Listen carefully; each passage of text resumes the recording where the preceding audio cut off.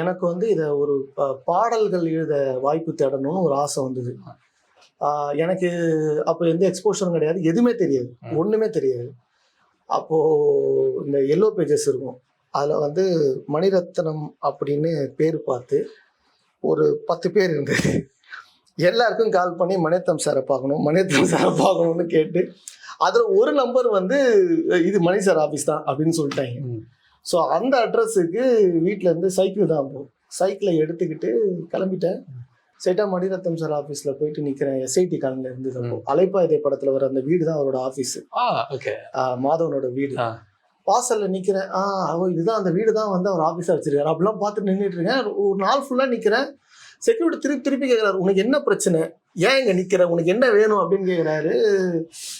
இல்லைண்ணே, நான் வந்து பாட்டெலாம் எழுதுவேன், நான் வந்து மணி சாரை பார்க்கணும்ப்பா. நாங்களே அவரை பார்த்தது இல்லைப்பா, நீ எப்படிப்பா அவரை பார்ப்பேன், அதெல்லாம் இந்த மாதிரி அணுக முடியாது அப்படின்னு ஏதோ பேசியிருந்தாரு. ஆனால் என்ன கொஞ்சம் கைட் பண்ணார்.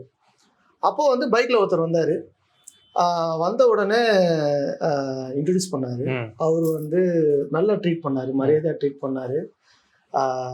இது மாதிரி பாடல்கள்லாம் வாங்கிக்கினாங்க, என்னை ஃபாலோ பண்ணுங்க அப்படின்னு சொன்னால். நீங்கள் யார் சார் அப்படின்னு கேட்டேன். நான் தான் அசிஸ்டன்ட் டைரக்டர் அப்படின்னா. பார்க்க ஹீரோ மாதிரி இருக்கீங்க சார் அப்படின்னு சொன்னேன். அவர் அப்புறம் ஹீரோ ஆகிட்டாரு, சித்தார்த் சார்.